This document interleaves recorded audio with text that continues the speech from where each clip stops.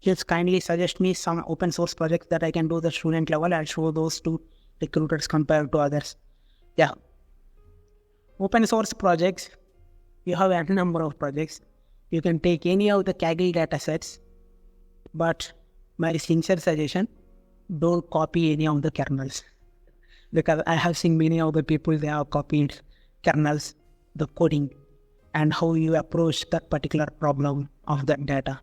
So just take the Kaggle datasets, forget about the Kaggle, then once you get the dataset, just start working on that particular, data, and consider that as an end-to-end project which has been solely handled by you. That's it. And then that is definitely going to help you guys, because that's where you start learning some new things. Like what are the feasibility things, like if there is some new thing which are encountered, how it should be handled. So these all things will come to you if you start exploring these particular data. So you can start with the toy data set.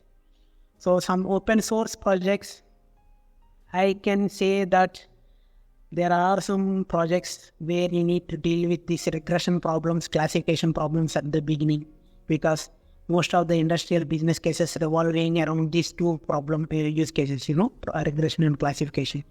So take some use cases or data sets from these particular genres, which is regression and classification, and you start working on it.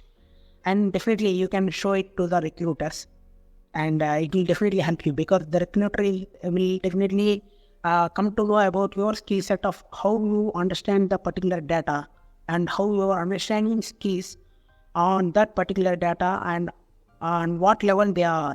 So that will be a complete edge, guys, and compared with the others in the interview.